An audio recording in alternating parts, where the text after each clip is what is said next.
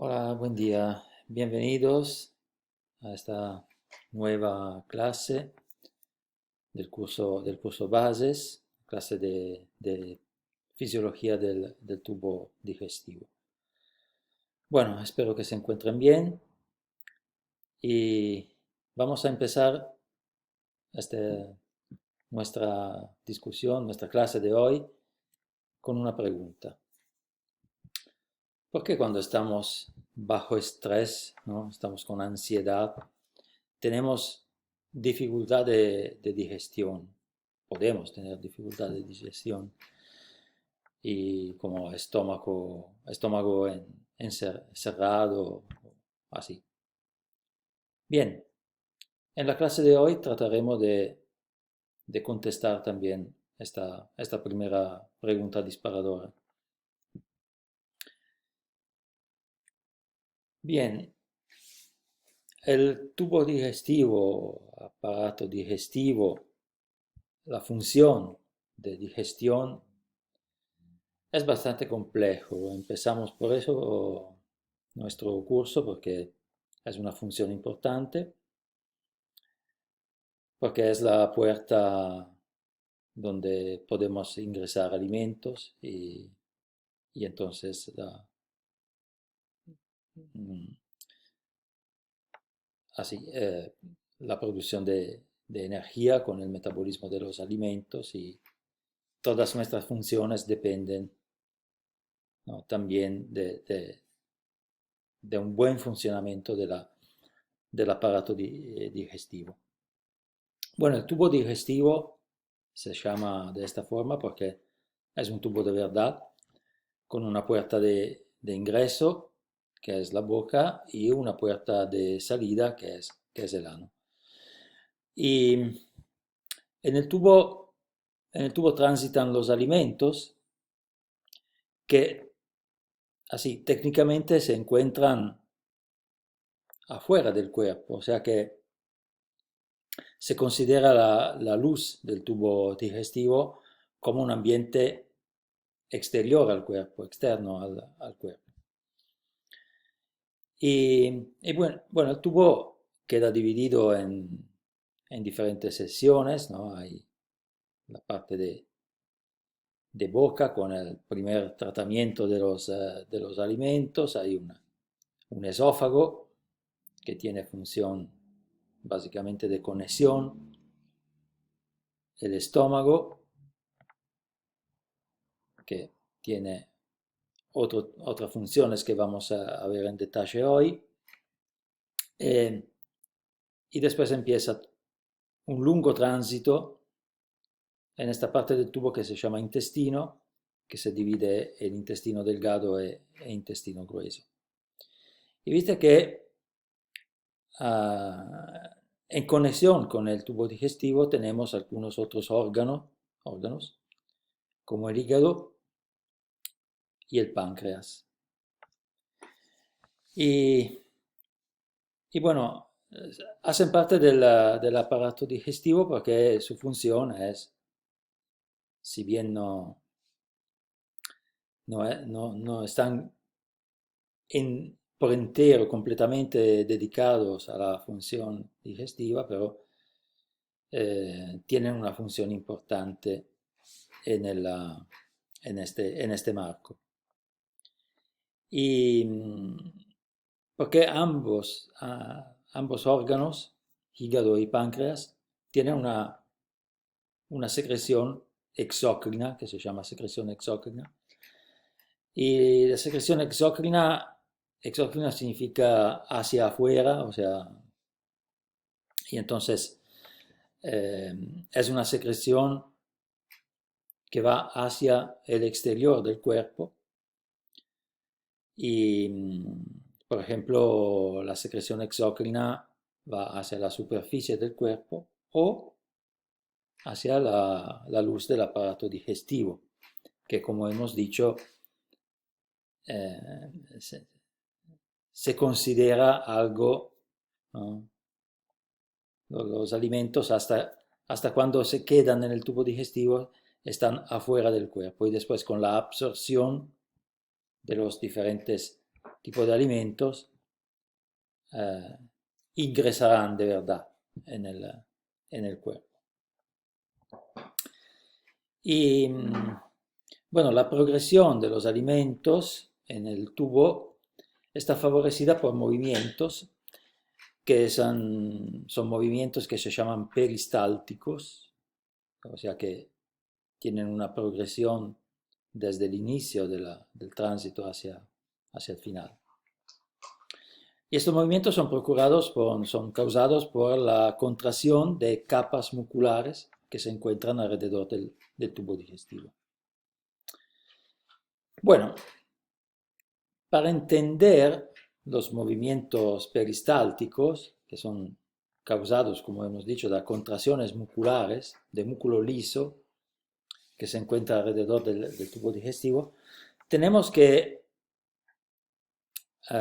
introducir un tema que es el tema de la excitabilidad de las membranas de las células. Porque en la primera clase de generalidades hemos visto, entre otras cosas, hemos visto el potencial de membrana, el potencial de reposo. Y hay algunas células donde la membrana se puede excitar, o sea que el potencial de membrana, el potencial de reposo puede cambiar. Lo que puede ocurrir es una despolarización, ¿no? Porque hemos visto la semana pasada con la otra clase que el potencial tiene una polarización negativa hacia el interior de la célula, y entonces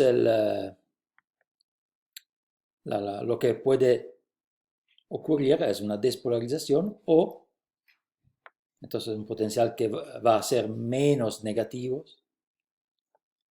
y hasta puede llegar a ser positivo, o lo que puede ocurrir es una hiperpolarización, o sea que va a cambiar en el sentido de ser aún más negativo. Bien,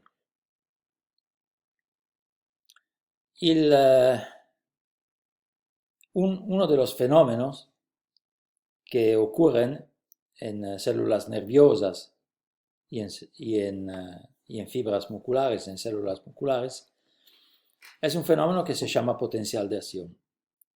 El potencial de acción es un conjunto de rápidos cambios en la polaridad eléctrica de la membrana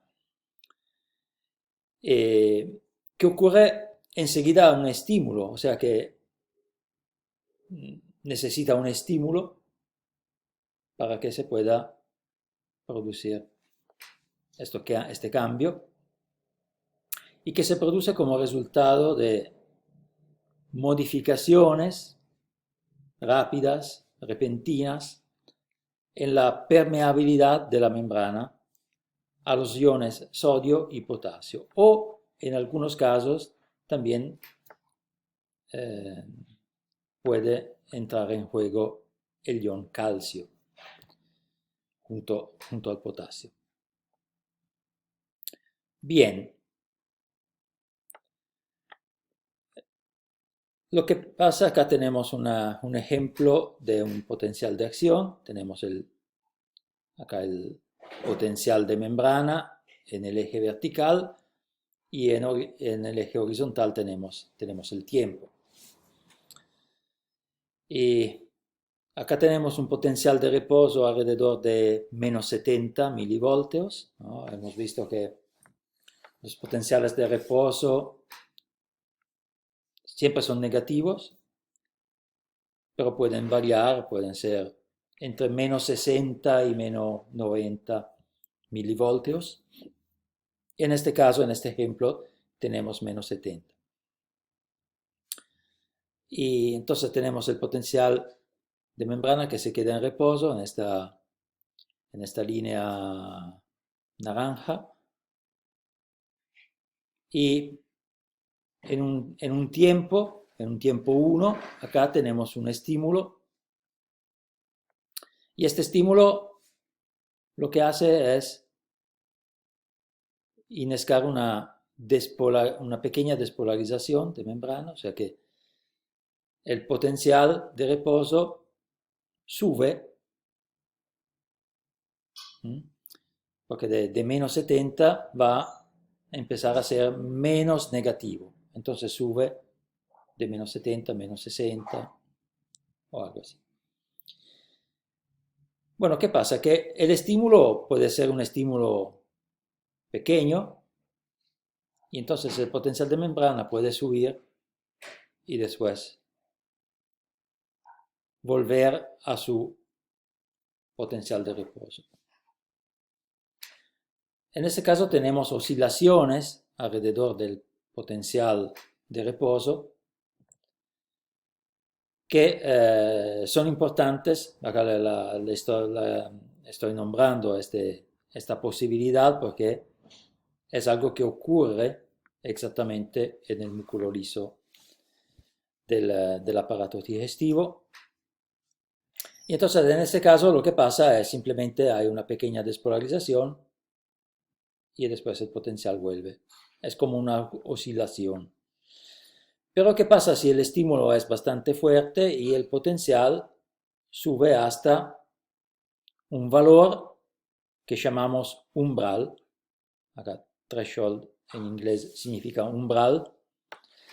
Entonces acá tenemos un umbral en azul y en caso que el potencial llegue a este umbral, lo que pasa es que hay una rápida despolarización, una rápida y fuerte despolarización, y en este caso el potencial sube hasta cero y hasta valores positivos, hasta un pico. Y de repente vuelve a polarizarse. Acá hay una despolarización y enseguida hay una repolarización. Una repolarización y el potencial vuelve y vuelve hasta una hiperpolarización acá. O sea que vuelve aún más negativo de lo que era al inicio y hasta que empieza de vuelta a despolarizarse y volver a su potencial de reposo. Entonces, así, de forma muy rápida, lo que pasa en el potencial de acción, que también es un fenómeno rapidísimo, ¿no? Estos son milisegundos, o sea, cada número es un milésimo de segundo, y viste que todo se empieza y termina en el rango de 2-3 milisegundos, 3 incluido, ¿no?, el volver al potencial de reposo. Entonces, un estímulo, empieza una despolarización, si llega al umbral, despolarización rápida, repolarización rápida y vuelta a su potencial de reposo. Muy bien.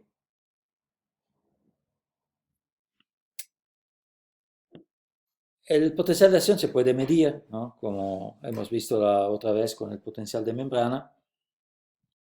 Y entonces, lo que se observó, ¿no?, lo primero que se observó es lo siguiente. El potencial de reposo, esta es una diapositiva que ya mostré en la otra clase. El potencial de reposo es menos negativo del potencial de equilibrio del potasio, pero está cerca, ¿no? Hemos dicho entre menos 90, menos 70, menos 60. Entonces estamos no así negativo como el potencial de equilibrio del potasio, pero cerca. Esta es la primera observación. Y eso ya lo hemos visto la vez pasada, o sea que eso es porque la membrana es más permeable al potasio que al sodio, y entonces, a través de la ecuación de Goldman, ¿no?, que ya hemos visto, el potencial de membrana es este valor constante por el logaritmo de todo eso, que es la concentración de sodio por su permeabilidad, concentración de potasio exterior por su permeabilidad, concentración de cloro por su permeabilidad, dividido por las mismas concentraciones, pero al interior, o sea, exterior de la membrana, interior citoplasma. Y este valor de potencial de membrana, hemos dicho, se encuentra cerca al potencial de equilibrio del potasio porque la permeabilidad del potasio es bastante alta, y entonces este elemento de la ecuación pesa mucho más del elemento sodio porque su permeabilidad es normalmente baja. Olvidamos, por el momento nos olvidamos del cloro y vamos a ver la segunda observación. La segunda observación es que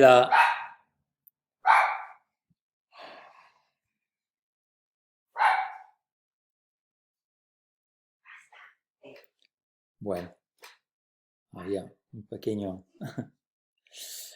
ruido. Bueno, la segunda observación es que la despolarización lleva el potencial de membrana a un valor positivo, o sea, a un valor que no es el valor del potencial de equilibrio del sodio, pero es cerca, ¿no? Puede ser más 10, más 20 milivoltios, o sea, que no llega a ser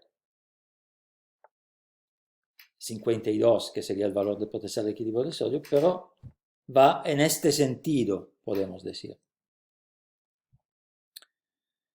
Entonces, se postuló lo siguiente. Se postuló que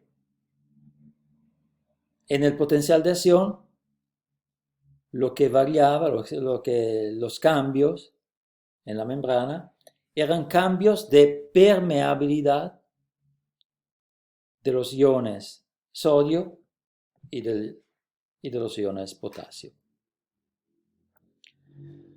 Y porque si variamos este factor, que es la permeabilidad, varía también el valor del potencial de membrana. Y si bajamos la permeabilidad del potasio y subimos la permeabilidad del sodio, este valor, este potencial de membrana, va a ser más cerca del potencial de equilibrio del sodio que el potencial de equilibrio del potasio, o sea, al revés de lo que pasa normalmente.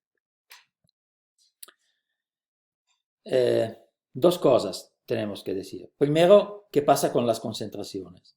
Bueno, a pesar del flujo de iones, entrada de sodio en la célula o salida de potasio, a pesar de eso, las concentraciones, o sea, el valor, la razón de las dos concentraciones no varía, o no varía de forma significativa. A decir que el flujo de entrada y salida de iones sodio y potasio, causado por un estímulo o causado, ahora vamos a ver por qué, este flujo influye, sí, sobre el potencial, pero no influye sobre la concentración. O sea que la cantidad de sodio que entra, la cantidad de potasio que sale, no es significativa para variar las concentraciones de los dos. Es sí significativa para variar el potencial, ¿no? Eso es algo que tiene que estar aclarado. Y bueno, y otra cosa es que en este marco no entra el cloro, porque el cloro está más concentrado afuera de la célula, entonces por diferencia de concentración su gradiente tendría a entrar en la célula, pero la entrada de cloro en la célula lo que haría sería una hiperpolarización, entonces no sirve, el movimiento de cloro no sirve para una despolarización, por eso no lo ponemos en consideración y no se tomó en consideración para explicar el potencial de SIR. Bueno, entonces, supuestamente en el potencial de acción tenemos una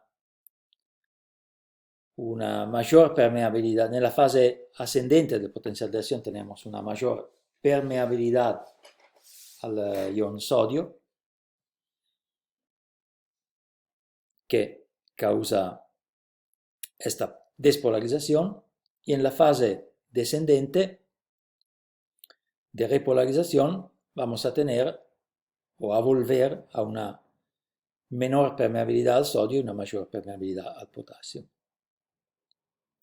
Bien, pero ¿cómo es que cambia esta polarización? ¿Cómo es que cambia esta permeabilidad? Bueno, se descubrieron algunos canales de sodio y canales de potasio que se llaman canales voltaje dependiente. O sea que son canales que se activan cuando el potencial de membrana, o sea, el voltaje a través de la membrana, llega a un determinado valor, a un determinado umbral. Y es exactamente este umbral donde, en este ejemplo, cuando el valor de potencial de membrana por un estímulo llega a este umbral, y lo que pasa es que se activan masivamente todos los canales de sodio voltaje dependiente. Son canales que se activan muy rápidamente, procuran una entrada masiva de sodio, y así de repente, como se activan, se inhiben, se desactivan.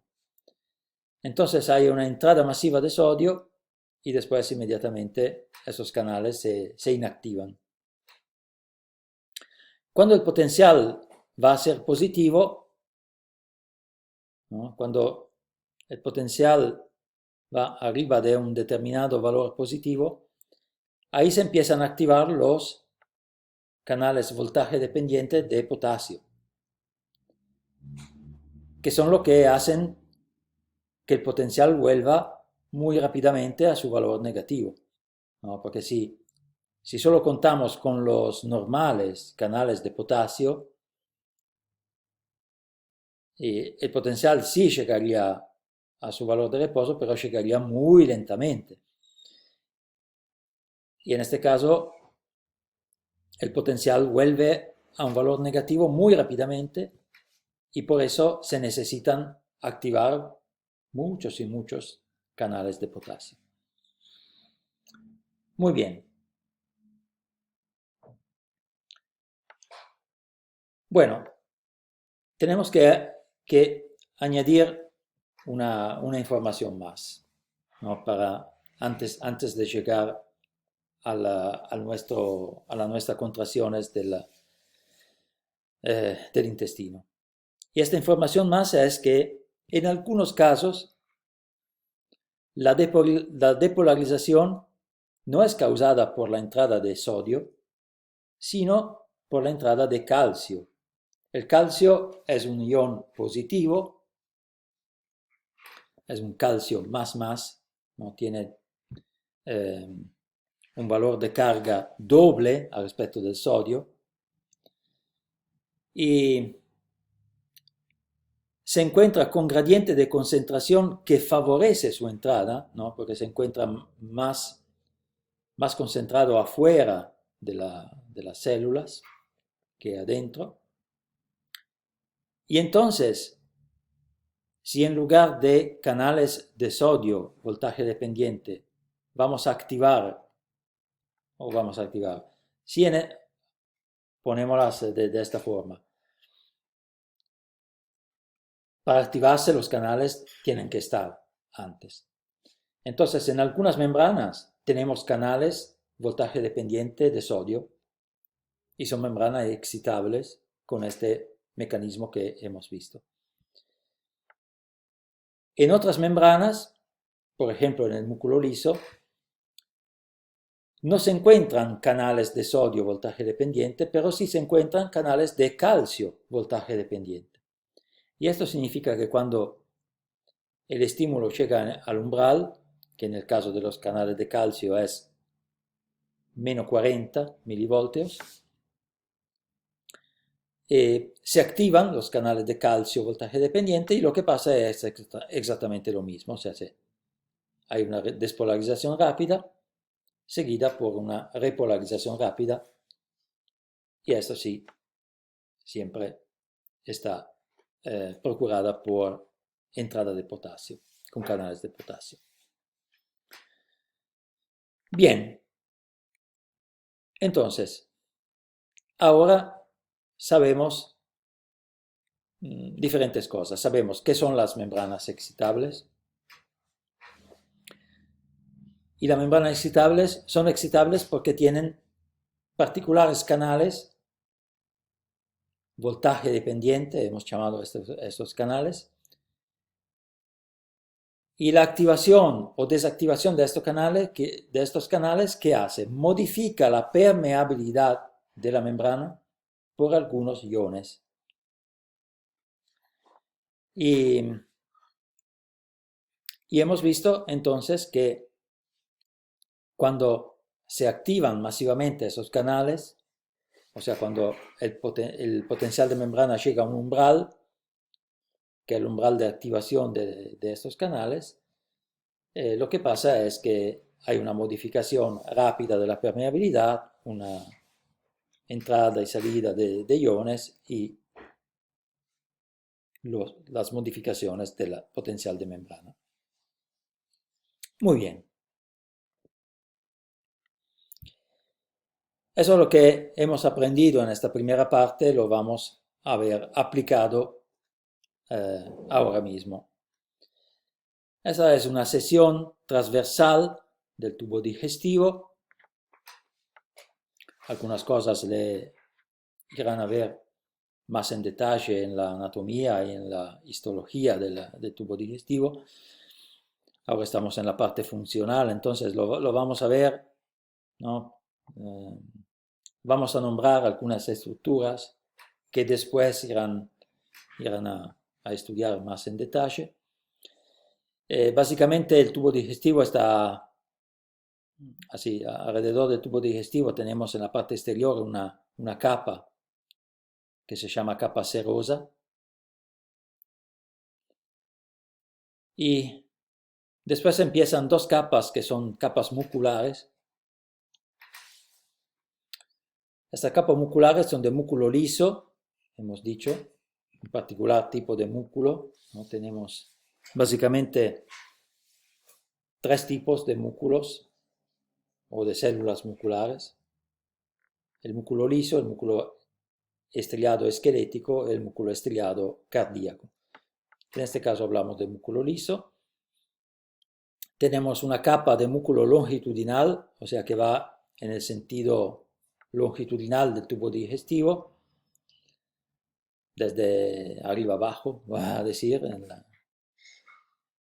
Y tenemos una capa de músculo liso eh, que es así, ahí, una capa de músculo liso circular. O sea, en este caso las fibras musculares. En el caso longitudinal, cuando se contrae el músculo liso longitudinal, lo que hace es que hace un movimiento así de compresión sobre este cilindro,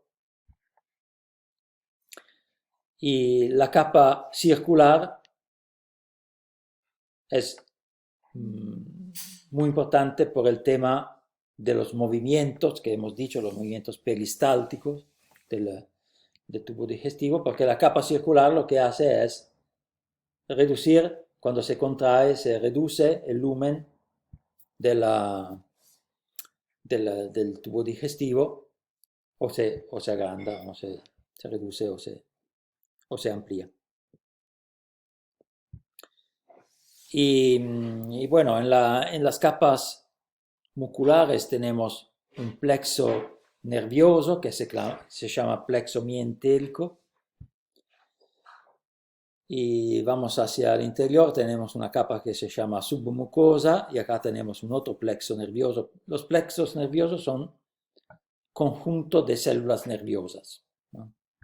Aún no hemos visto las células nerviosas, pero bueno, para ahora lo tomen como información así. Y adentro tenemos una capa que se llama capa mucosa. La capa mucosa es donde se desarrolla un poco la función digestiva, o sea, la absorción de sustancias y la secreción de otras sustancias que sirven para la función digestiva. Muy bien.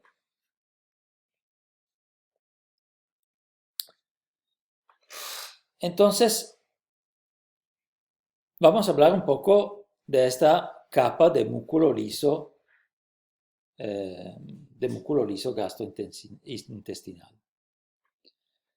El músculo liso gastrointestinal funciona como un sincicio.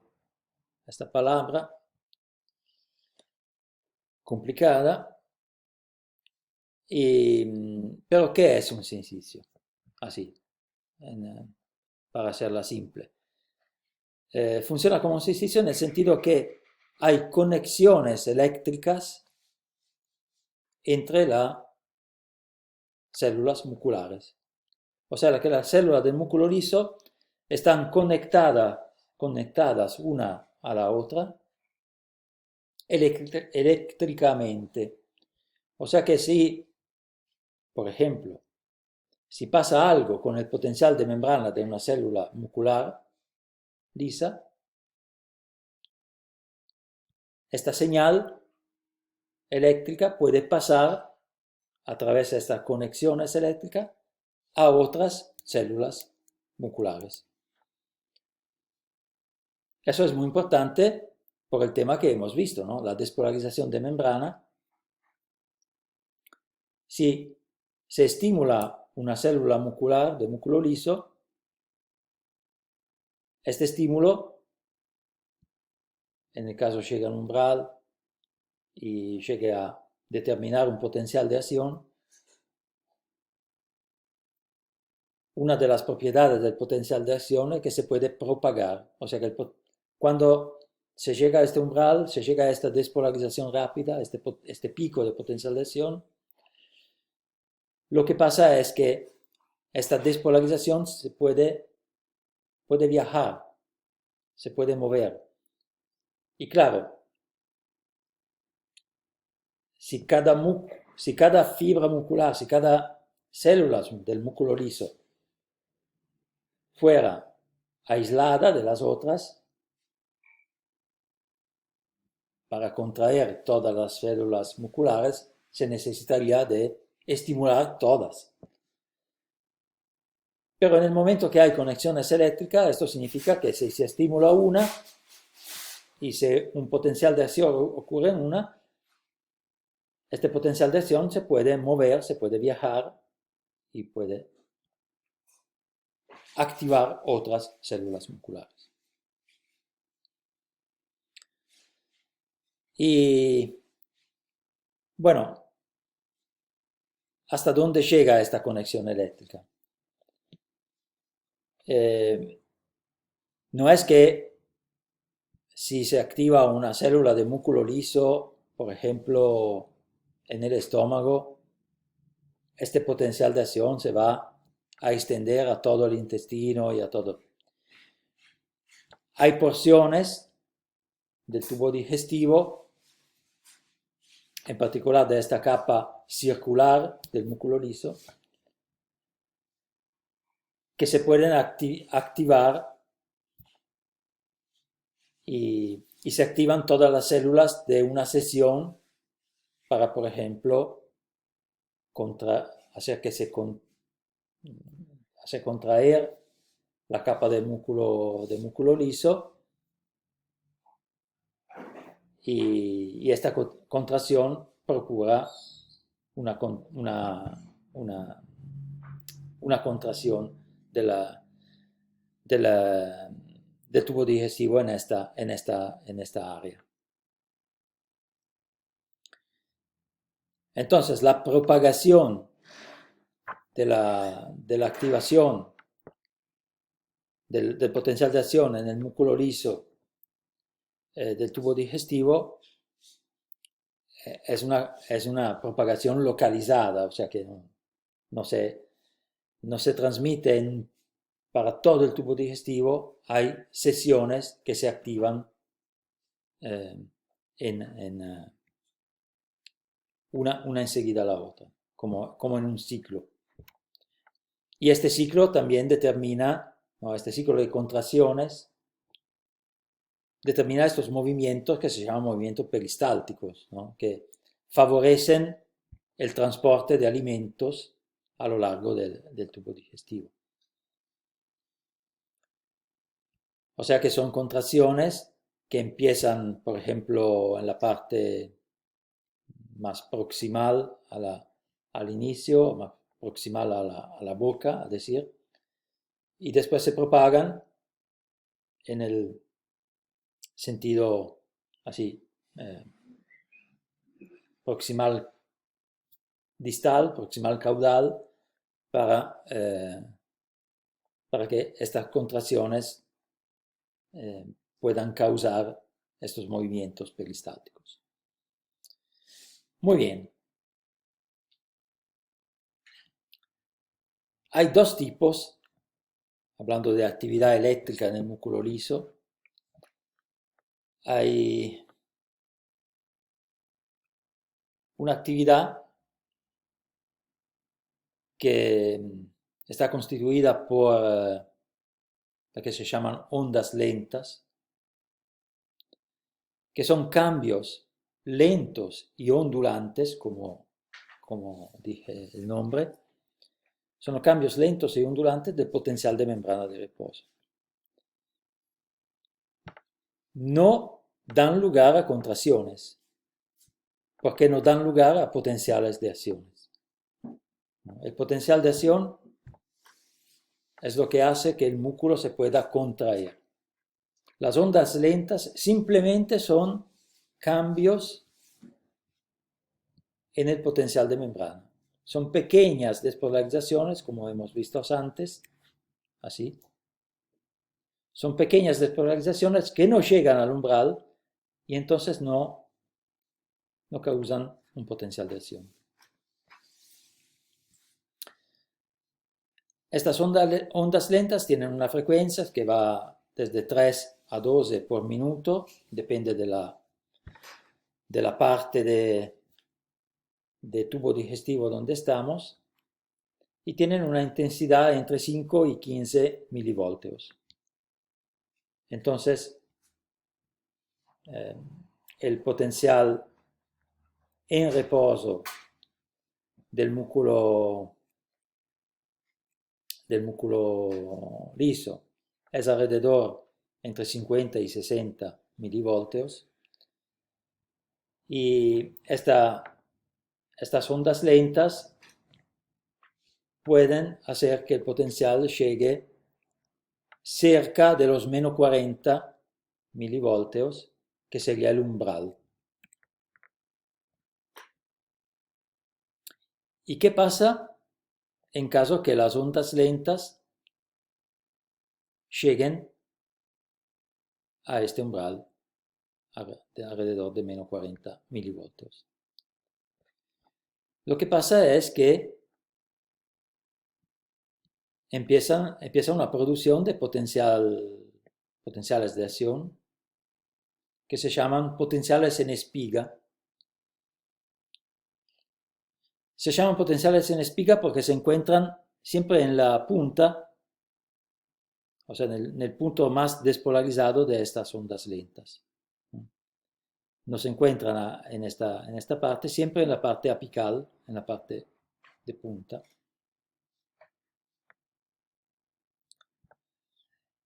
Y empiezan cuando el potencial de reposo alcanza un valor umbral que hemos dicho de menos 40. Son verdaderos potenciales de acciones, entonces tienen una respuesta que se llama una respuesta mecánica, y la respuesta mecánica es la contracción del músculo, de la capa muscular lisa, a donde se encuentra este potencial. Muy bien, vamos un poco a ver el ciclo y empezamos con el potencial de reposo acá, en bajo a la izquierda. Y se generan estas ondas lentas. Las ondas lentas son pequeñas variaciones de la permeabilidad de membrana y se piensa que todavía no es del todo claro, ¿no?, el mecanismo de las ondas lentas, pero hay dos cosas: o disminuye la permeabilidad del potasio o aumenta la permeabilidad del sodio, una de las dos. Por ejemplo, si cierran algunos canales de calcio, se disminuye la permeabilidad, algunos canales de potasio, si disminuye la permeabilidad del potasio, lo que pasa es que el potencial sube, ¿no? Si recuerdan la ecuación, ¿no? Si el potencial es muy negativo, el potencial de membrana es negativo porque hay una alta permeabilidad al potasio. Si esta permeabilidad baja, el potencial sube, o sea, va a ser menos negativo. Y así se generan las ondas lentas. Perdón.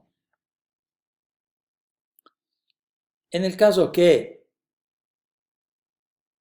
el potencial llegue al valor de umbral de menos 40, ahí se abren canales de calcio voltaje dependiente. Hay una entrada masiva de calcio, una despolarización rápida y un potencial de acción. Cuando el potencial va a ser positivo, se cierran los canales de calcio.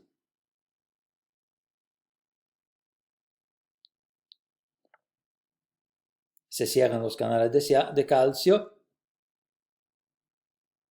y se abren los canales de potasio. Porque en este momento tenemos una concentración de calcio dentro de la célula bastante alta, ¿no?, porque entró el calcio. Y entonces se cierran los canales de calcio y se abren canales de potasio, que son esta vez calcio dependientes, no voltaje dependiente, calcio dependientes. Entonces empieza una parte de repolarización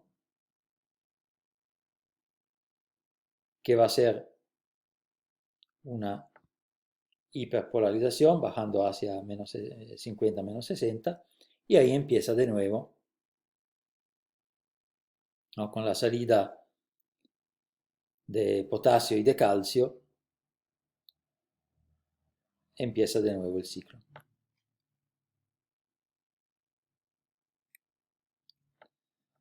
Bien. Entonces,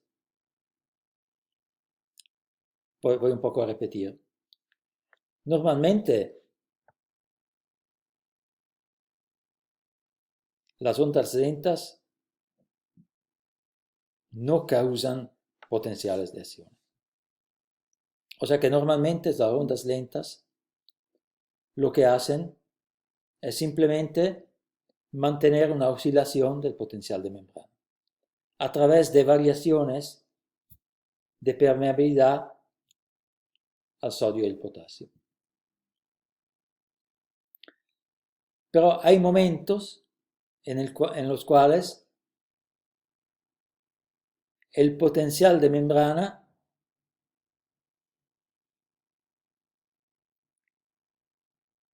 va a tener algún estímulo más, a decir, así que las ondas lentas en este caso puedan llegar al umbral. Y este estímulo más es un estímulo nervioso.